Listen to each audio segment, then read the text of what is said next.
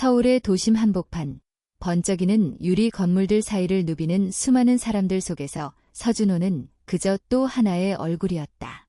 새벽 5시, 아직 햇살이 완전히 퍼지지 않은 거리 위를 그의 오토바이가 조용히 달리고 있었다. 무릎에는 낡은 배달 가방, 헬멧 너머로는 무표정한 눈빛. 그는 더 이상 건축가가 아니었다. 한때 서울대학교 건축과를 수석 졸업했던 천재 디자이너, 건축계의 샛별이라는 타이틀은 오래전에 사라진 이름일 뿐이었다. 건물 구석, 식당 뒷문, 사무실 로비. 그는 조용히, 정확히 배달을 하고 다시 사라졌다. 아무도 그의 이름을 묻지 않았다. 그리고 그는 대답하지 않았다. 그날 오전, 한성건설의 신사업 론칭 행사가 열리는 강남의 한 호텔. 수많은 언론사, 정치인, 대기업 관계자들이 붐비는 그 자리에서 무대 위에는 한소연 대표가 서 있었다. 그녀는 한성건설의 최연소 CEO, 재벌 최기태 회장의 양녀이자 업계에서 얼음꽃이라 불리는 냉철한 전략가였다. 그녀는 청중을 향해 확신에 찬 목소리로 말했다. 이번 프로젝트는 단순한 주거단지 개발이 아닙니다. 이는 우리 사회의 미래를 설계하는 일입니다. 지속가능성과 인간 중심의 설계를 바탕으로. 바로 그 순간 무대 옆 VIP존에 음료를 배달하러 들어온 서준호와 그녀의 눈이 마주쳤다. 순간 그녀의 말이 멈췄다. 손에 들린 리모컨이 떨렸고 청중 사이에 이상한 정적이 흘렀다. 그는 아무 말 없이 고개를 숙여 음료를 내려놓고 조용히 퇴장했다. 그러나 그녀의 가슴은 요동치고 있었다. 설마 그가 준호. 기억 속의 소년, 건축에 대한 열정을 눈빛으로 말하던 그 남자, 캠퍼스에서 함께 도면을 펼치던 시간들, 그리고 그날 이후 사라졌던 얼굴. 행사 후 한소연은 자료실로 향했다. 과거의 기록들을 뒤지기 시작했다. 그 이름, 서준호. 그녀는 수년 전의 자료들을 다시 검토하면서 충격적인 사실과 마주하게 된다. 서건축연구소 폐업, 서건우 대표 자살. 그녀의 손이 멈췄다. 서건우. 그녀가 대학 시절 들은 이름. 그 이름이 그녀의 아버지, 최기태 회장의 초창기 파트너였다는 사실을 그녀는 어렴풋이 기억해냈다. 왜 지금까지 아무 말이 없었지? 반면 서준호는 자신의 작은 고시원방에서 하나의 파일을 다시 열어보고 있었다. 오래된 신문 스크랩, 한성건설의 창립 기사, 그리고 그 기사 구석에 찍힌 흐릿한 사진 속의 두 남자. 한 사람은 최기태, 그리고 다른 하나는 그의 아버지, 서건우였다. 그는 파일을 덮고 창밖을 바라보았다. 다시 시작할 때가 됐다. 며칠 후 강북의 한 재건축 설명회. 겉보기엔 평범한 지역 설명회지만 준호는 알고 있었다. 이 프로젝트는 바로 새하마을이라는 이름으로 불렸던 단지를 리브랜딩한 것이며 원래는 그의 아버지가 설계한 계획이었던 것을. 그는 회의에 조용히 앉아 있었고 프로젝트 자료를 꼼꼼히 살펴보고 있었다. 슬라이드에 떠오른 도면은 익숙했다. 각도, 거리, 배치 그것은 분명히 아버지의 손글씨 스타일과 일치했다. 그의 주먹이 가볍게 떨렸다. 한편 한소연은 개인적으로 조사하기 시작했다. 그녀는 아버지 최기태의 오래된 사업 문서를 들여다보며 유심을 키워갔다. 서건우가 한성건설의 공동 창립자였다는 증거는 철저히 지워져 있었다. 그러나 어딘가 아주 작게 남겨진 초기 투자 문서의 각주에서 서실 건축연구소 설계차며 라는 흔적을 발견하게 된다. 그녀는 서준호를 찾기로 결심했다. 며칠 후 서울 북촌의 한 소규모 전시관에서 열린 건축 졸업생들의 작품전. 한소연은 그곳에서 익숙한 성과 감각을 가진 작은 모형 하나를 발견한다. 그 아래 적힌 이름. S.J. 서준호. 그 순간 그녀의 옆으로 누군가 다가왔다. 왜 이제야 오셨습니까? 서준호였다. 그의 목소리는 낮고 차분했지만 그 안에는 멍이 든 감정이 배어 있었다. 당신이 그때 등을 돌린 그 순간 모든 게 무너졌어요. 한소연은 아무 말도 하지 못했다. 당신은 진실을 몰랐다고 말하겠죠. 하지만 침묵도 공범입니다. 그녀는 고개를 숙였다. 내가 알았다면. 준호야, 나는. 그는 고개를 젓고 천천히 걸어 나갔다. 그의 마지막 말이 그녀의 귓가에 맴돌았다. 이제부터 진실은 내가 밝힙니다. 모두가 외면한 그 진실을. 서준호는 전시관을 나온 후 곧장 버스를 타고 서울 예곽의 한 오래된 공업지대로 향했다.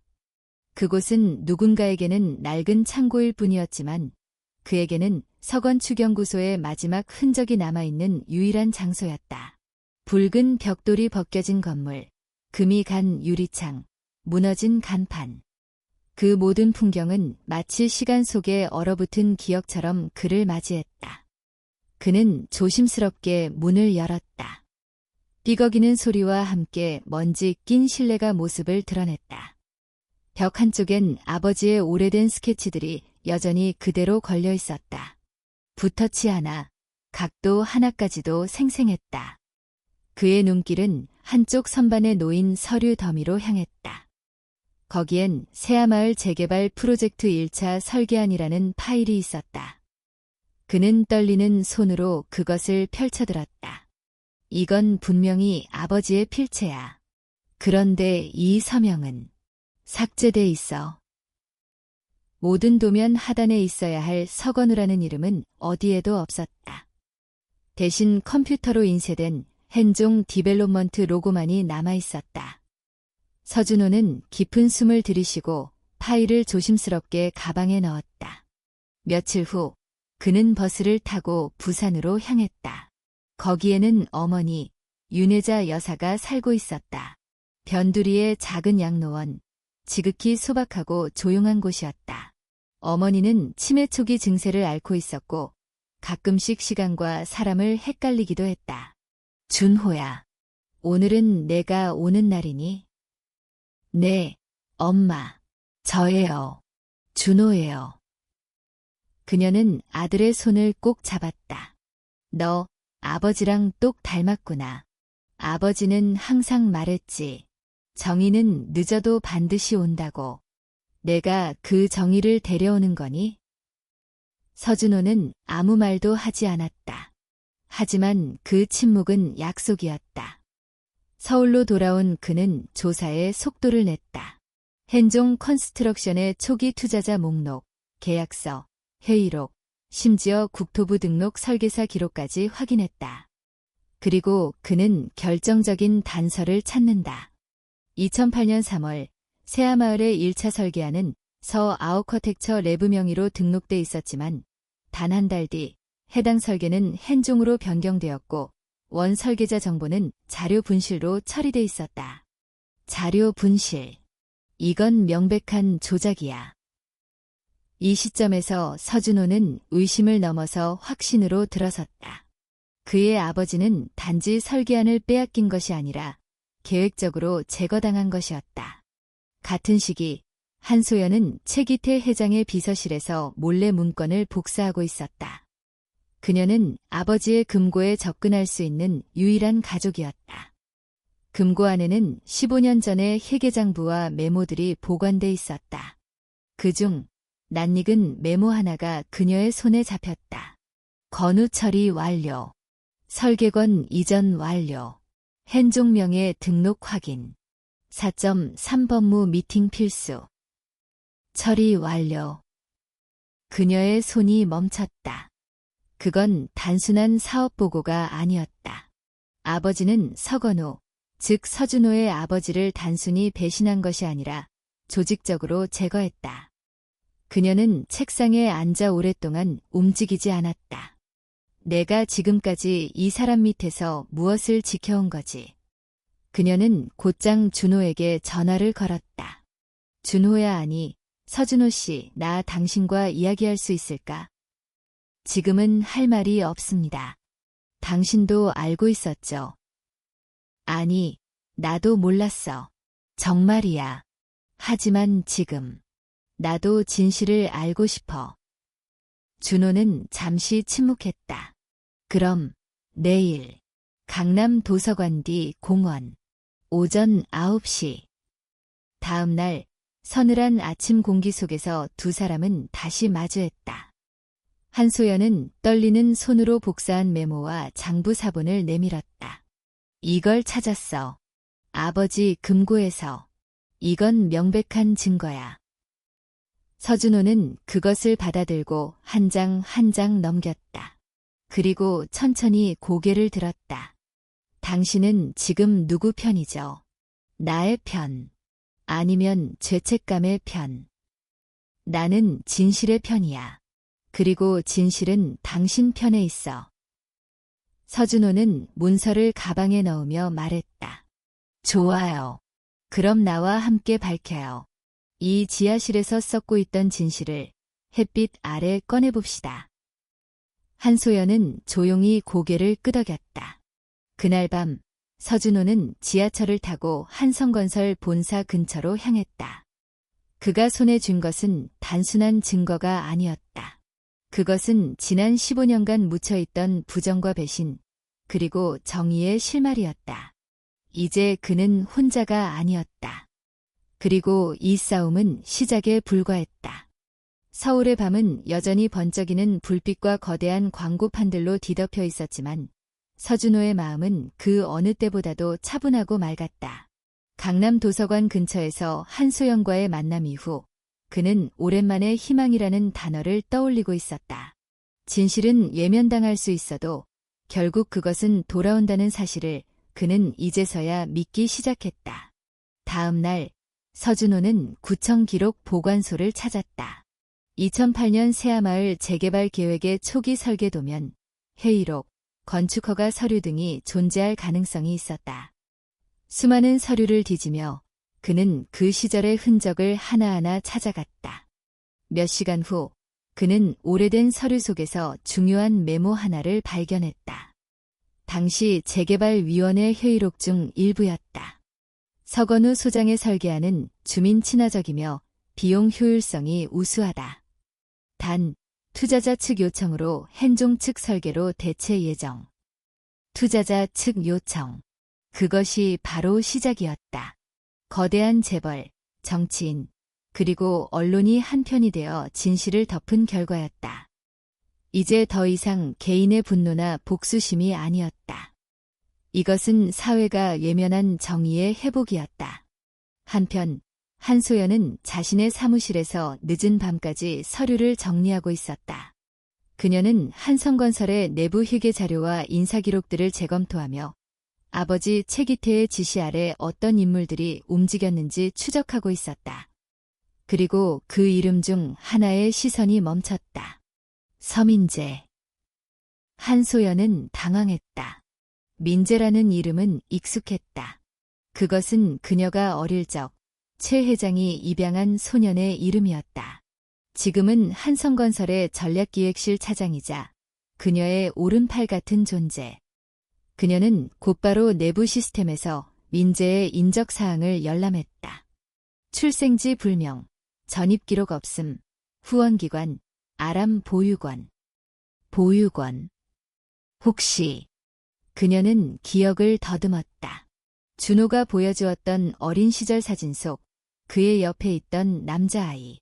흐릿하지만 눈매가 어딘가 닮아 있었다. 그녀는 갑자기 싸늘한 기운을 느꼈다. 다음 날 한소연은 민재를 불렀다. 민재 씨, 혹시 어릴 적 기억나세요? 어릴 적이요? 잘 모르겠어요. 기억이 별로 없어서. 혹시 준호 씨를 기억해요? 민재는 놀란 표정으로 그녀를 바라보았다. 준호요? 서준호 말인가요? 그래요. 혹시 당신 서민재라는 이름이 어릴 적 이름 아닐까요? 민재는 잠시 말을 잇지 못했다. 그럴 리가요. 전 회장님이 저를 키워주셨어요. 고아원에서 저를 데려오셨고, 혹시 이 사진 본 적 있나요? 그녀는 준호가 남겨준 사진을 꺼냈다. 민재는 그 사진을 보자마자 손을 떨어뜨렸다. 사진 속 두 남자아이. 하나는 확실히 자신이었다. 그 옆에 있는 아이가 서준호. 이럴 수가. 그의 입술이 파르르 떨렸다. 왜 아무도 말해주지 않았지? 한소연은 조용히 말했다. 말해주면 진실이 위험하니까요. 민재는 멍하니 앉아 있었다. 그의 머릿속엔 온갖 혼란과 질문이 뒤엉켜 있었다. 그날 밤 민재는 한성건설 서버에 몰래 접속해 과거 계약서들과 이메일을 뒤졌다. 그의 손끝은 떨렸지만 그 안에는 무언가 깨달음이 싹트고 있었다. 며칠 후 서준호와 한소연은 다시 만났다. 이번에는 더는 어색하지 않았다. 둘은 서서히 같은 목표를 향해 나아가고 있었다. 이제 준비가 된 것 같아요. 소연이 말했다. 민재 씨도 당신 동생이란 걸 인정했어요. 그리고 돕고 싶대요. 준호는 놀라면서도 눈을 감고 고개를 끄덕였다. 그 아이 민재가 여기까지 살아왔다는 것만으로도 나는 이미 충분해요. 그렇다면 소연은 숨을 들이쉬었다. 다음은 최기태 회장입니다. 그가 이 모든 조작의 정점이에요. 정면으로 부딪힐 준비 되어 있어요. 준호는 그 어느 때보다 맑은 목소리로 말했다.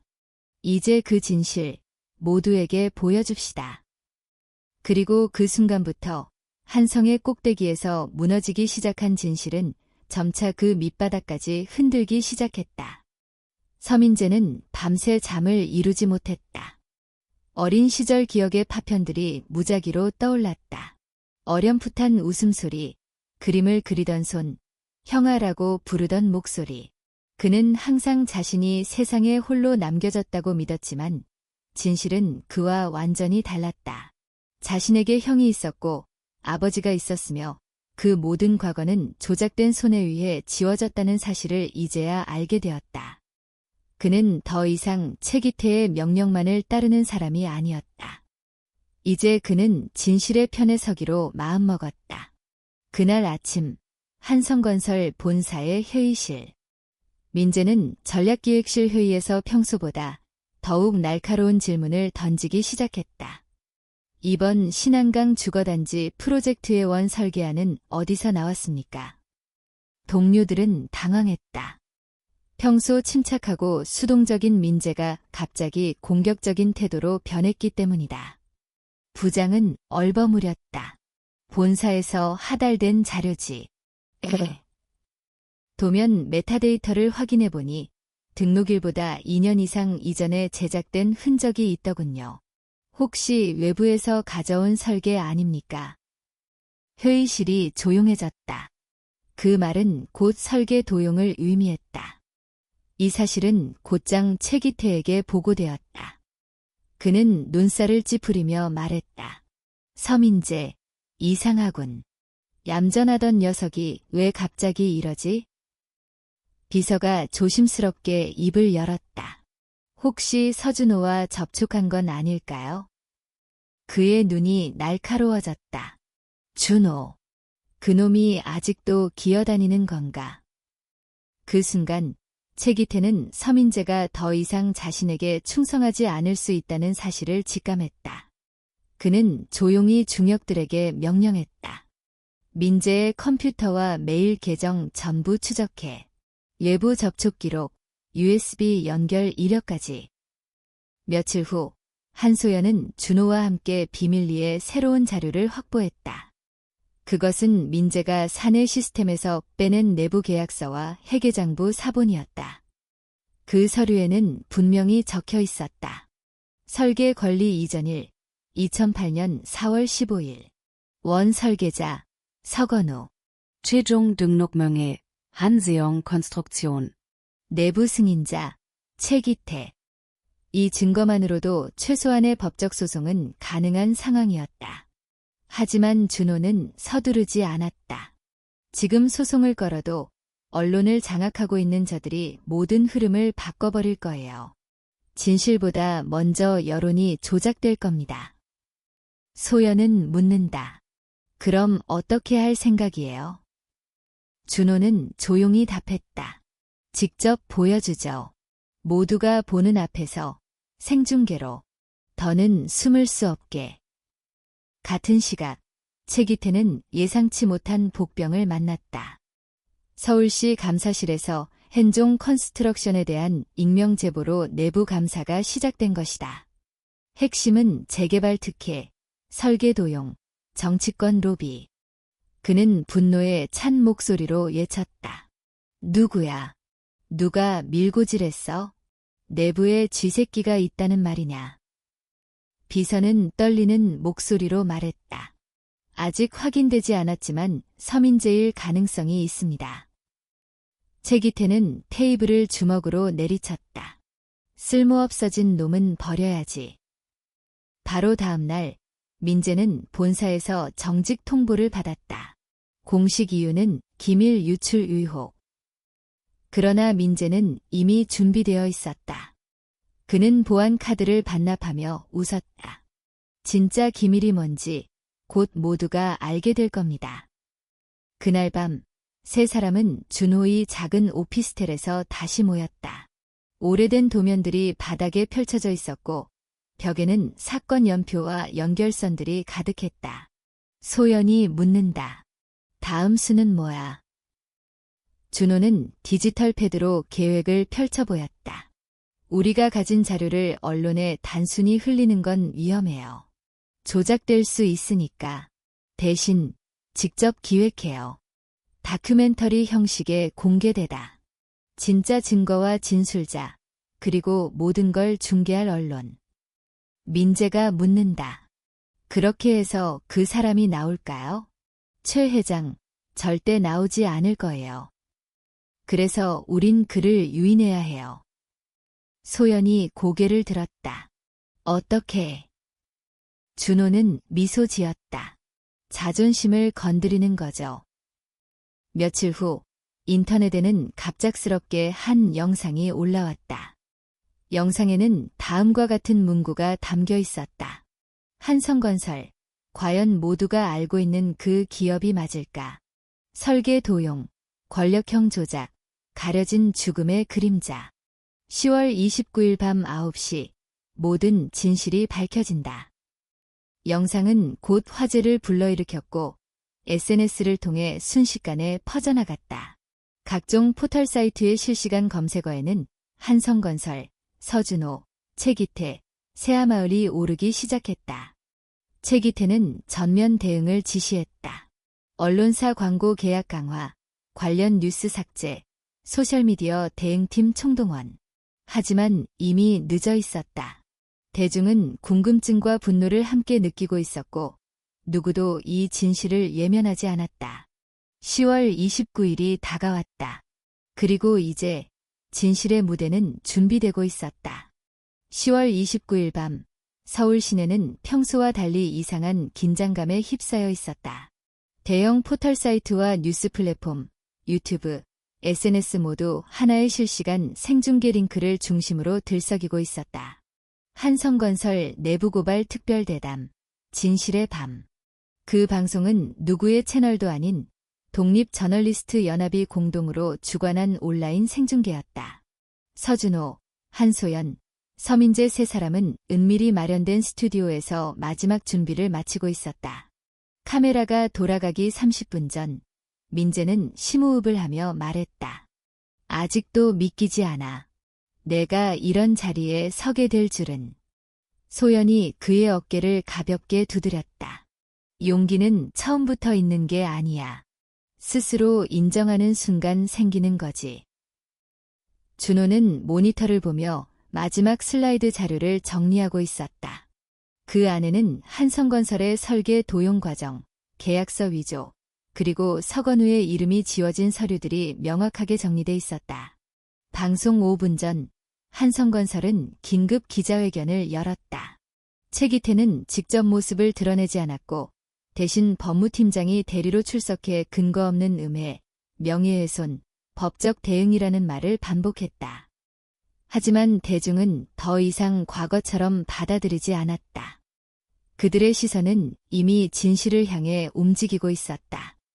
드디어 방송이 시작되었다. 카메라가 켜지자 준호는 정면을 응시하며 입을 열었다. 저는 서준호입니다. 한때 건축가였고 한 남자의 아들이었습니다. 그 남자는 사회에 기여하고 싶었고 정의롭게 일하고 싶었던 사람이었습니다. 그러나 그 꿈은 누군가에 의해 빼앗겼고 이름마저 지워졌습니다. 화면에는 2008년 새하마을 프로젝트회원 설계도와 계약서가 나타났다. 도면 구석에는 흐릿하게 남아 서건우라는 이름이 새겨져 있었다. 소연이 이어받았다. 저는 한소연입니다. 한성건설의 전 대표였으며 최기태 회장의 양녀로 자라났습니다. 저는 긴 시간 동안 진실을 외면한 채 살아왔고 그 대가로 많은 사람을 잃었습니다. 이제 그 빚을 갚고자 이 자리에 섰습니다. 민재는 눈빛을 바짝 다듬고 말했다. 그리고 저는 서민재입니다. 회장님은 저를 고아원에서 데려와 키워주었습니다. 하지만 그 대가로 저는 누군가의 동생이라는 정체성을 빼앗겼고 타인의 그림자를 짊어진 채 살아야 했습니다. 오늘 그 그림자에서 벗어나려 합니다. 세 사람의 말이 끝난 후 생중계 화면에는 각종 증거 문서와 음성 파일, 계약서 스캔본이 순차적으로 공개되었다. 한성건설이 서건축연구소의 설계를 도용한 정황, 서건우의 죽음이 단순 자살이 아니었음을 암시하는 녹음, 내부 인사의 진술서까지. 시청자 수는 실시간으로 300만 명을 돌파했고 동시에 수많은 댓글이 폭주했다. 이게 진짜라면 한성건설은 끝이다. 서건우는 억울한 죽음을 당한 거야. 한소연도 결국 깨어났네. 최기태는 왜 안 나오는 건가? 그리고 마침내 그 순간이 왔다. 예고 없이 화면 한쪽에 특별 게스트의 등장 예고가 떴다. 최기태 회장, 생중계 전화 연결 요청 수락. 모두가 숨을 죽였다. 수초 후 화면에는 음성만이 울려 퍼졌다. 서준호 내가 여기까지 올 줄은 몰랐군. 목소리는 냉정했고 도발적이었다. 왜 이제야 진실을 찾으려 하느냐. 그 진실이 내 아버지를 살릴 수는 없을 텐데. 준호는 흔들리지 않았다. 당신이 빼앗은 건 단지 우리 가족이 아닙니다. 수많은 서민의 꿈이고 사회의 신뢰였어요. 지금 이 순간 당신이 입을 열었다는 사실만으로도 당신은 이미 지는 게임을 하고 있는 겁니다. 최기태는 잠시 침묵했다. 넌 정의를 말하지만 결국엔 복수심에 불타있는 거 아닌가. 소연이 끼어들었다. 맞아요. 처음엔 그랬을지도 모르죠. 하지만 지금은 다릅니다. 우리는 우리 자신을 위한 싸움이 아니라 이 사회가 침묵하지 않기를 바라는 마음으로 이 자리에 있는 겁니다. 그 순간 화면이 흔들리며 연결이 끊겼다. 이후 어떤 공식 해명도 없었다. 하지만 이미 대중은 모든 것을 들었다. 보고, 느꼈다. 진실은 더 이상 막을 수 없었다. 방송 종료 후 전국은 충격과 분노에 휩싸였다. 다음 날 아침 서울중앙지검은 한성건설 및 관련자에 대한 공식 수사 개시를 발표했다. 그 안에는 최기태 회장의 이름도 명시되어 있었다. 길거리 인터뷰에선 시민들이 이렇게 말했다. 서준호 같은 사람이 있어져서 다행이에요. 진짜 정의는 법이 아닌 깨어있는 사람들의 손에 달린 거네요. 이제 이런 일이 반복되지 않게 해야죠. 며칠 뒤 서건우의 이름은 서울시 건축가 명의의 전당에 정식으로 등재되었다. 그가 생전에 설계했던 새하마을은 지역 주민들과 협의 끝에 건우마을로 개명되었다. 그리고 서준호는 조용히 어머니가 계신 부산으로 내려갔다. 그날 어머니 윤혜자는 조용히 아들의 손을 잡으며 말했다. 내가 돌아왔구나. 건우도 보고 있을 거야. 준호는 하늘을 바라보며 속삭였다. 아버지, 이제야 비로소 시작입니다. 한성건설 본사 19층, 고요한 회장실의 정적을 깨는 건 오직 전화기의 진동음이었다. 최기태는 벽에 등을 기댄 채 어두운 창밖을 바라보고 있었다. 생방송 인터뷰 이후 그는 단 한 번도 언론 앞의 모습을 드러내지 않았다. 심지어 임원진들조차 그를 직접 대면하지 못하고 있었다. 전화기 건너편에서 법무팀장이 떨리는 목소리로 보고했다. 회장님, 검찰이 정식 수사에 착수했습니다.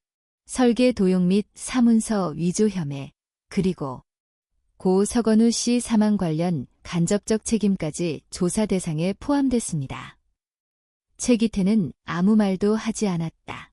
무언가 생각에 잠긴 듯 입가를 비틀어 올리며 혼잣말을 중얼거렸다. 서건우, 결국 이긴 건 그놈인가.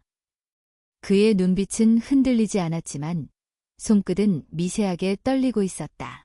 그는 스스로 모든 것을 통제할 수 있다고 믿었고 수십 년간 실제로 그렇게 해왔다. 언론, 정치, 법조계, 심지어 가족까지. 그러나 지금 이 순간 그는 처음으로 모든 권력이 무의미해지는 순간을 체감하고 있었다. 반면 서준호는 검찰 조사에 필요한 모든 자료를 정리해 제출하고 있었다. 그는 이 싸움이 법정으로 넘어간 시점부터 다시는 뒤를 돌아보지 않겠다고 다짐했다. 함께 있는 한소연과 서민재 역시 각자의 자리에서 역할을 충실히 수행하고 있었다. 민재는 언론 인터뷰에서 다음과 같이 말했다. 저는 제가 누구인지도 모른 채 살아왔습니다. 이름도, 가족도, 과거도 모두 조작된 상태에서 최 회장의 뜻대로 움직이는 하나의 도구였죠. 이제야 비로소 제 목소리로 말할 수 있습니다. 정의는 늦을 수 있지만 결코 멈추지 않습니다. 한소연 역시 기업 운영에서 손을 뗀 뒤 시민단체와 함께 정의로운 건축연대를 조직해 기업 내부 고발자 보호, 건축 윤리 재정립을 위한 활동에 나섰다. 그녀는 사람들 앞에서 당당히 말했다. 제 가족의 이름으로 만들어진 권력은 더 이상 제 것이 아닙니다. 저는 그 무게를 책임지고 새로운 길을 만들고 싶습니다. 그리고 그 길에는 반드시 진실이 함께해야 합니다. 검찰 수사가 본격화되자 최기태는 반격에 나섰다.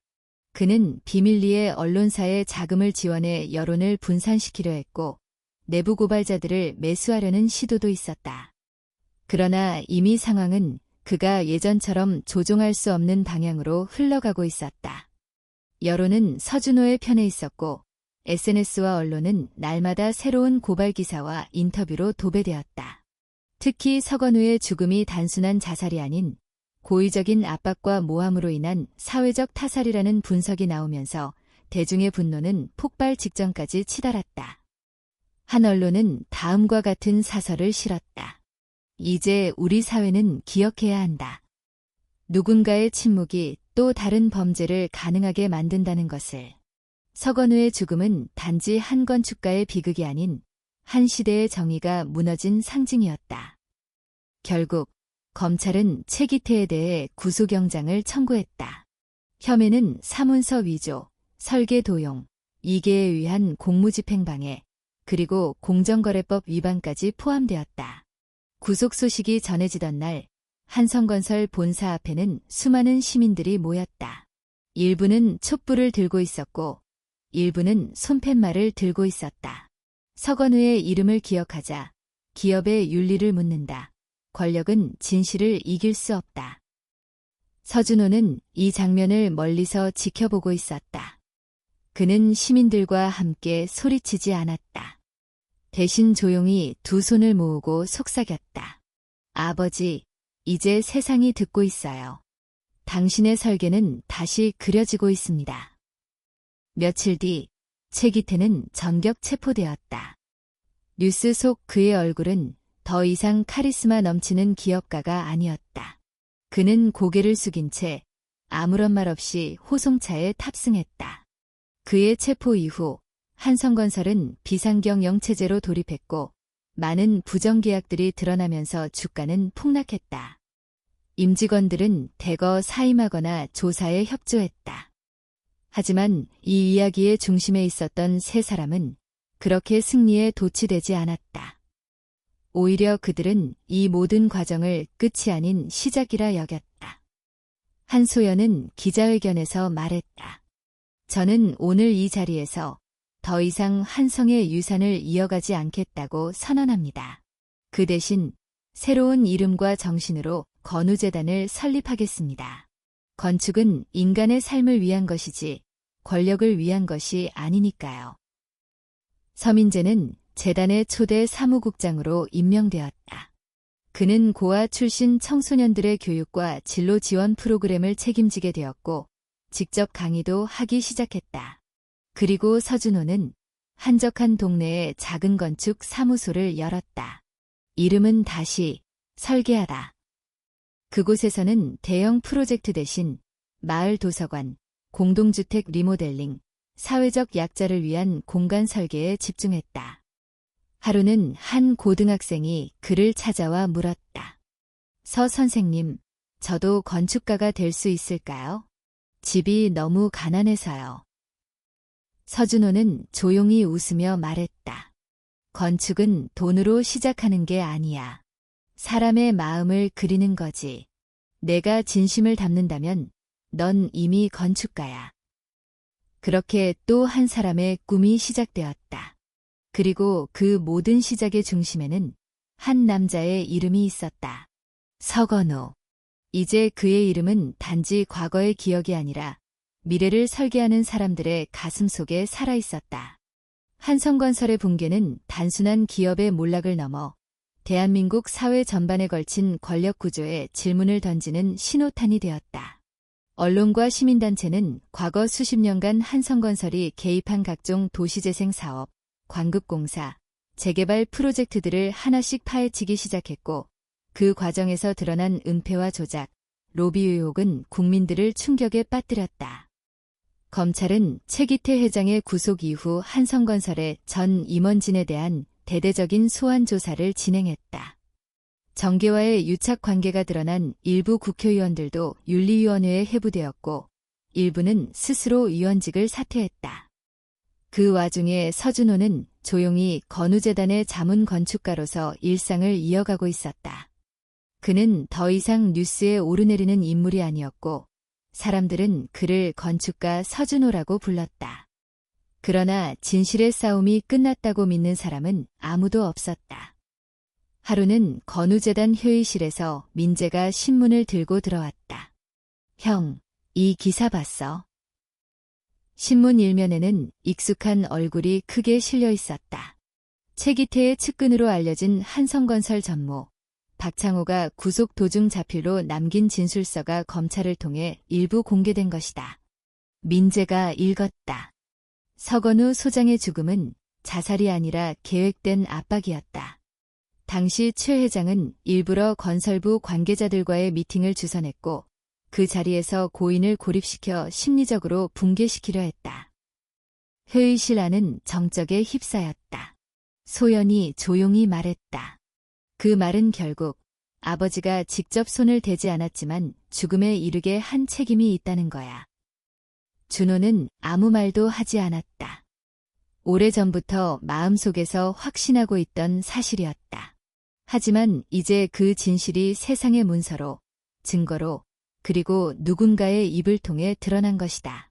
며칠 후 재단으로 한 통의 전화가 걸려왔다. 전화를 받은 민재는 굳은 표정으로 수화기를 내려놓고 말했다. 형, 국회 공청회에서 형을 증인으로 부르고 싶대. 도시재개발과 건축 윤리 관련 청문회야. 건우 소장 사건도 공식 안건으로 다뤄질 예정이고. 준호는 잠시 침묵했다가 고개를 끄덕였다. 가야지. 마침내 가면을 벗길 시간이 온 것 같아. 며칠 뒤 국회 본청. 청문회장은 기자들과 관계자들로 가득했다. 전국 방송으로 생중계되는 이 자리는 단순한 절차적 회의가 아니라 하나의 역사적 심판의 순간이었다. 준호는 증인석에 앉아 있었다. 그의 앞에는 청문위원장과 여러 국회의원들, 그리고 배석한 시민단체 대표들이 있었다. 이 원장이 물었다. 서 증인께 묻겠습니다.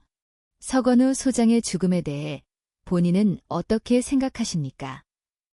준호는 천천히 입을 열었다. 제 아버지는 진실을 믿었습니다.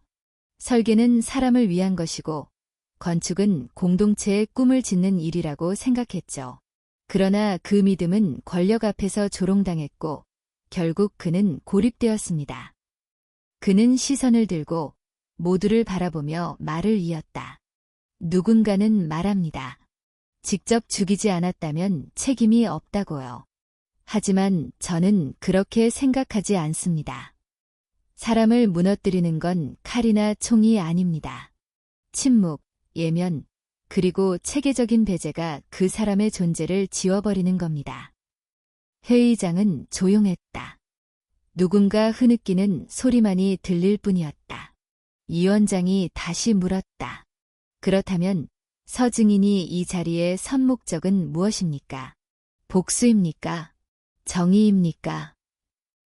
준호는 미소도 분노도 아닌 담담한 목소리로 답했다. 기억입니다. 그리고 회복입니다. 우리가 무엇을 잊었고 어떻게 다시 시작해야 하는지를 되새기기 위해 저는 이 자리에 섰습니다. 그날 이후 서준호의 발언은 수많은 매체에 인용되었고 각종 교육기관과 시민 강연에서 그의 이야기는 건축가의 윤리라는 주제로 활용되기 시작했다. 한편 최기태의 첫 정식 재판이 서울중앙지법에서 열렸다. 수많은 피해자들이 방청석을 가득 메운 가운데 증인으로 나선 서준호는 차분하게 모든 자료와 증언을 법정에 제출했다. 재판이 끝난 뒤 법원 앞에서 기자들이 몰려들었다. 서 건축가님, 오늘로서 진실이 다 밝혀졌다고 생각하시나요? 준호는 그 질문에 오래 생각한 끝에 답했다. 진실은 밝혀졌을지 몰라도 정의는 계속 지켜봐야 합니다. 이 싸움은 오늘로 끝난 게 아니라 매일 우리가 무엇을 선택하느냐로 이어지는 겁니다. 며칠 후 건우재단 주관으로 열리는 청소년 건축 캠프에서 준호는 마지막 발표를 준비하고 있었다. 발표의 제목은 기억의 구조, 미래의 설계였다. 그는 말했다. 우리는 과거의 건축을 통해 미래를 짓습니다. 과거에 어떤 무게가 있었는지 이해하지 못한다면 미래는 흔들릴 수밖에 없습니다. 그래서 우리는 기억해야 합니다. 서건우, 그리고 그가 설계했던 세상을. 마지막 슬라이드에는 서건우의 사진과 함께 다음 문장이 떠올랐다. 무너진 집을 다시 짓는 건 시간이 걸린다. 하지만 진심으로 지은 집은 쉽게 무너지지 않는다. 아이들이 조용히 박수를 쳤고 몇몇은 눈물을 훔쳤다. 그날 밤 서준호는 오래된 노트북을 열어 아버지의 설계 파일을 다시 열었다. 이제 그 도면은 과거의 유산이 아니라 미래의 시작이었다. 서준호는 건우재단의 사무실 한켠에서 혼자 도면을 펼쳐놓고 있었다. 바깥에서는 어린 학생들과 청년 건축가들이 소규모 팀을 이뤄 커뮤니티 디자인 프로젝트를 진행하고 있었다. 공간은 조용했지만 생동감으로 가득 차 있었다. 창문으로 들어오는 햇살은 마치 오래된 그림자를 밀어내듯 실내를 따뜻하게 감쌌다. 그가 작업 중이던 도면은 다시마을 재건 프로젝트였다. 서울 예곽에 낙후된 주거지역을 주민 중심으로 재설계하는 사업으로 이 프로젝트는 준호가 주도하고 있었고 서건우 소장의 과거 철학을 직접적으로 계승하는 첫 사례이기도 했다. 하지만 프로젝트는 쉽지 않았다. 시청과의 협의 과정에서 각종 이해관계가 충돌했고 부동산 투자업자들과 일부 지역 정치인들이 은근한 압박을 가해왔다. 그날 오후 회의에 참석한 한 구의원은 조용히 말하였다. 서 건축가님, 좋은 뜻인 건 알지만 현실은 좀 다릅니다. 이 구역엔 민간개발 제한도 들어와 있거든요. 투자사 쪽에서 땅값도 올려주겠다고 했고 시세 반영도 더 유리하죠. 준호는 담담히 대답했다. 그러면 이 동네 사람들은 또 밀려나야 하겠군요. 결국 누군가는 개발이라는 이름 아래 삶의 터전을 빼앗기는 겁니다. 구의원은 어색하게 웃으며 말했다. 이게 다 먹고 사는 문제라서 말입니다. 회의가 끝난 뒤 민재가 조용히 다가와 말했다. 형, 이게 진짜 어려운 싸움일지도 몰라. 최 회장 건은 법으로 끝낼 수 있었지만 이건 사회구조 자체랑 부딪히는 일이니까. 준호는 창밖에서 놀고 있는 아이들을 바라보며 말했다. 그래서 더 해야 해. 우리가 여길 포기하면 또 다른 서건우가 생길지도 몰라. 며칠 후 서울시 도시계획위원회에서 다시마을 프로젝트 관련 공개 청문회가 열렸다. 이날 준호는 지역 주민들과 함께 참석하여 직접 프로젝트의 사회적 의미와 필요성을 설명했다. 이곳은 단순한 재개발 대상지가 아닙니다. 이웃들이 오랜 세월을 함께 살아온 삶의 구조입니다. 저희의 계획은 고층 아파트를 짓는 것이 아니라 공동체를 지키는 공간을 재설계하는 것입니다. 발언이 끝난 뒤 한 고등학생이 일어나 말했다. 전 여기 태어났고 여기서 자랐어요. 근데 다른 지역으로 이사 가라고 하면 저희는 갈 데도 없고 그동안 만든 친구도 가족도 다 잃어요. 그런 게 발전이라면 전 반대예요. 회의장에 정적이 흘렀고 이후 박수가 터져나왔다. 며칠 뒤 서울시는 이례적으로 다시마을 프로젝트를 시범 공동개발 사업으로 지정하며 정식 승인했다. 준호는 그 소식을 듣고도 잠시 말이 없었다. 그러나 눈가에는 묵직한 안도감이 어려 있었다.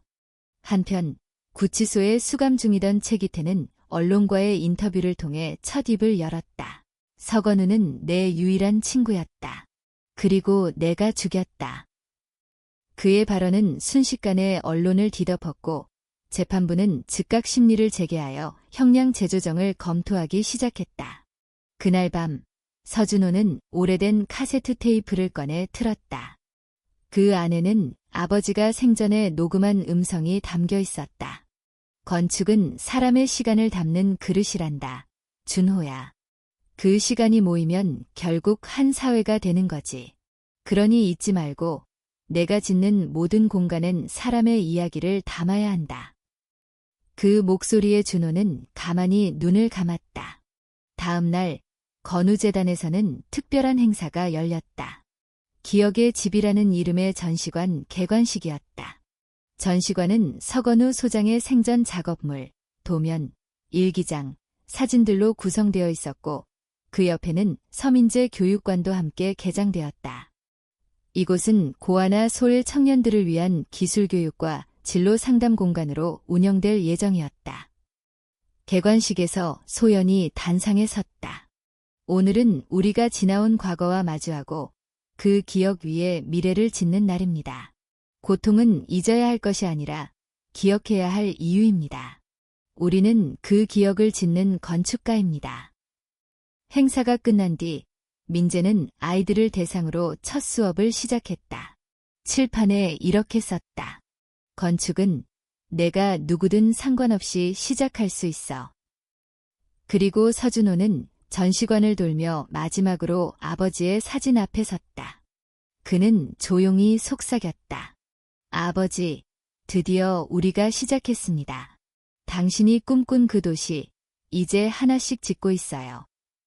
창밖으로 저녁 노을이 퍼지고 있었다. 그 빛은 마치 먼 기억이 되살아나는 듯 조용히 서준호의 얼굴을 비추었다.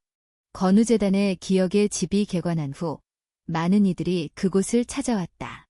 학생들, 건축가 지망생, 재개발로 고통받았던 주민들, 그리고 조용히 그 진실을 보고 싶었던 일반 시민들까지. 전시관 한쪽 벽에는 서건우 소장의 자필 메모가 그대로 복원되어 걸려 있었다. 벽은 막는 것이 아니다. 벽은 공간을 나누고 삶을 연결하는 또 다른 문이다. 그 문장을 읽은 한 중학생이 물었다. 저 벽을 세우면 길이 끊기는 게 아니라 새로운 길이 생긴다는 뜻인가요? 서준호는 조용히 고개를 끄덕이며 말했다. 맞아. 벽을 세운다고 모두 막히는 건 아니야. 어디에 세우느냐에 따라 사람들을 더 가깝게 만들 수도 있지. 그 아이는 곰곰이 생각하다가 말했다. 그럼 저도 언젠간 그런 벽을 그려볼래요. 사람들을 이어주는 벽. 서준호는 그 말에 처음으로 깊은 웃음을 지었다. 하지만 내부의 변화가 긍정적으로만 흐르고 있는 건 아니었다. 최기태의 자백 이후 몇몇 이들은 그를 늦게나마 참여한 인물로 미화하려는 시도를 보이기 시작했다. 일부 언론에서는 기업가의 그림자와 빛이라는 타이틀로 그의 과거 성과를 재조명했고, 특정 보수 성향의 평론가는 과오보다 공을 기억해야 한다고 주장하기도 했다. 이 흐름은 다시금 서준호의 마음에 무거운 그림자를 들이왔다. 재판은 아직 끝나지 않았다. 대중은 정의가 완성되었다고 믿기 시작했고, 피로감에 서서히 관심을 접고 있었다. 한소연은 이 상황을 예감하고 있었다. 준호야, 사람들이 다시 조용해질지도 몰라. 결국 또 시간 앞에 무뎌지는 거야. 그래서 멈추면 안 되지. 그는 답했다. 진실은 밝혀지는 것만으로는 부족해. 지켜야 해 끝까지. 며칠 뒤 건우재단은 도시와 기억이라는 이름의 전국 순회 전시회를 기획했다. 각 지역의 재개발 현장을 다니며 주민들의 기억을 수집하고 그 기억으로부터 새로운 설계 방향을 제시하는 공공건축 프로젝트였다. 이 프로젝트는 단순한 전시를 넘어 실질적인 설계와 실행으로 이어지는 장기 사업이었다. 첫 전시는 인천 부평의 한 철거 예정 지역에서 열렸다. 공장 지대에 위치한 오래된 주거단지였고 거주민들은 대부분 고령자와 노동자 계층이었다. 전시장 한복판에는 커다란 지도와 함께 종이와 펜, 포스트잇이 준비되어 있었다. 이곳에 여러분의 추억을 남겨주세요. 당신이 기억하는 공간, 소중했던 장소를 표시해주세요. 어르신들이 조심스레 다가와 지도 위에 작은 점을 찍기 시작했다. 누구는 오래된 철물점 자리를, 누구는 첫 손주가 태어난 병원을, 또 누구는 매일 지나던 골목길을 표시했다. 그 작은 점들은 곧 선으로 연결되었고 이야기가 되었다. 그리고 며칠 뒤 서준호는 그 이야기들을 바탕으로 한 새로운 마을 계획안을 주민들 앞에서 공개했다. 이건 전문가가 만든 도면이 아닙니다. 여러분이 직접 그린 기억의 지도를 저희가 이어 붙였을 뿐입니다. 할머니 한 분이 눈물을 훔치며 말했다. 처음이야. 우리가 살던 동네 이야기를 이렇게 소중하게 들어준 사람이.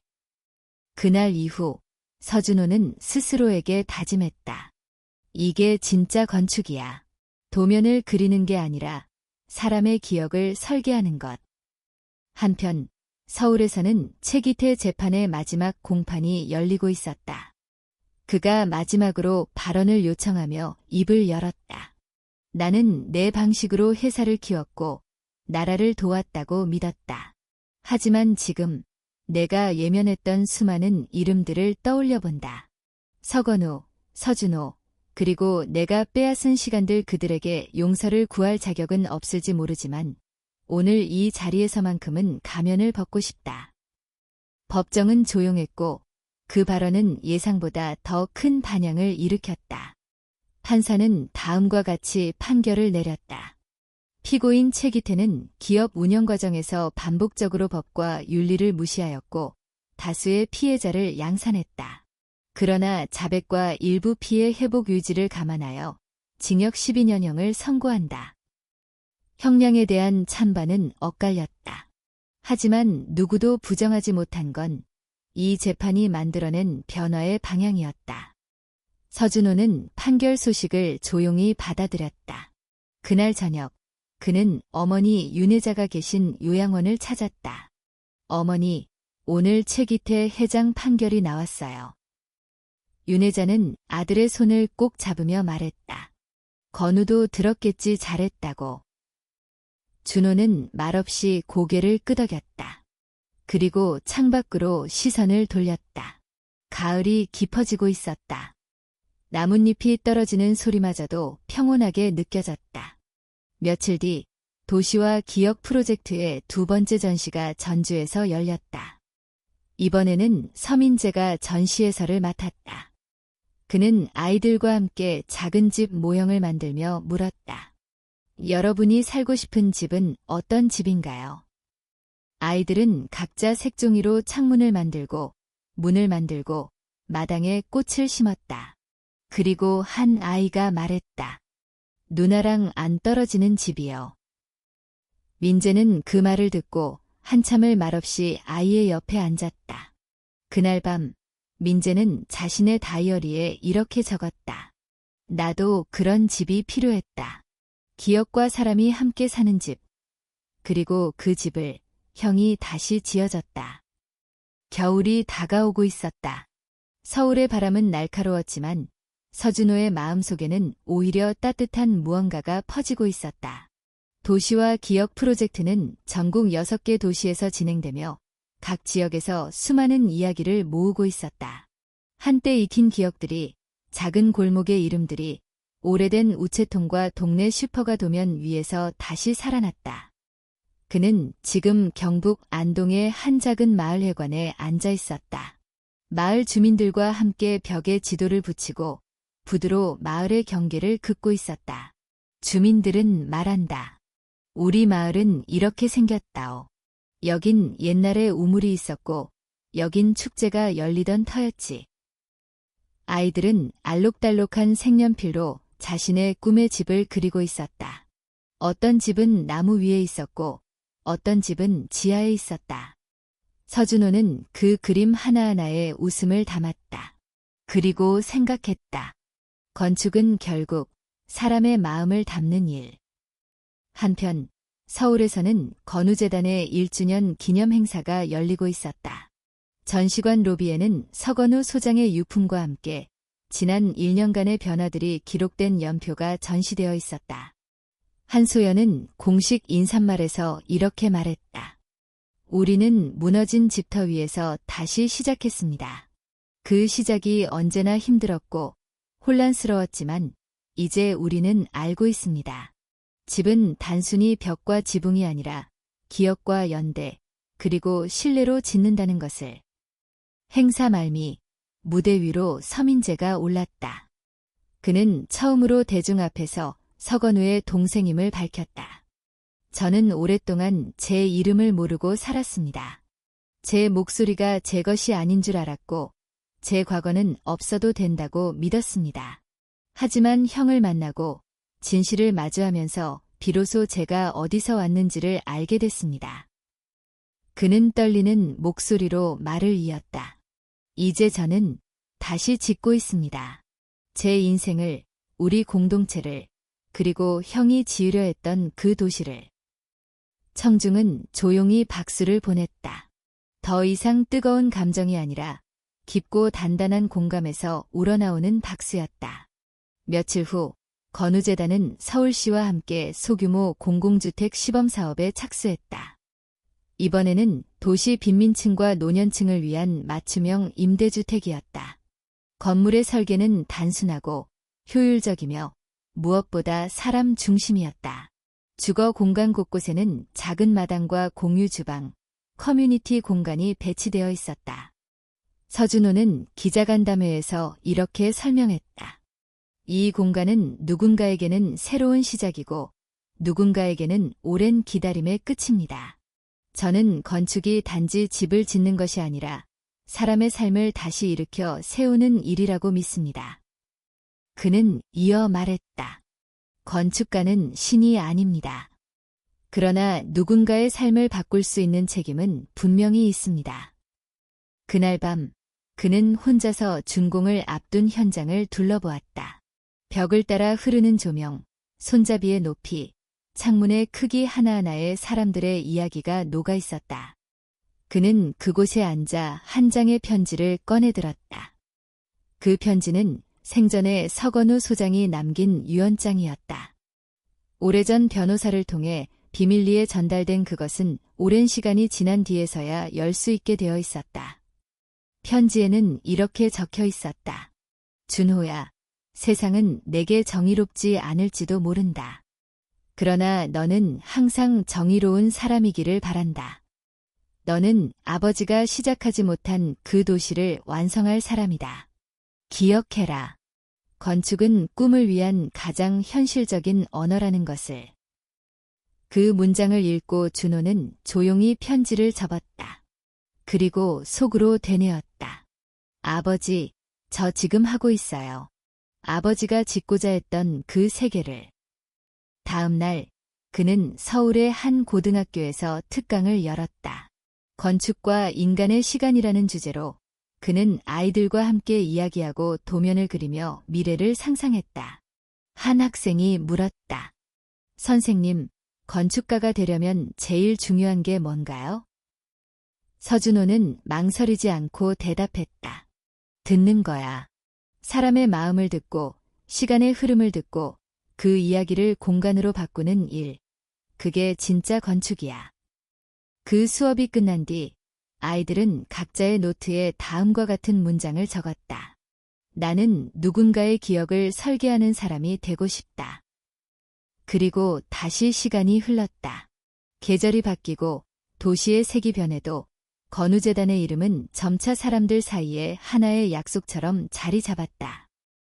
무언가를 다시 짓는다는 것은 시간이 오래 걸리는 일이다.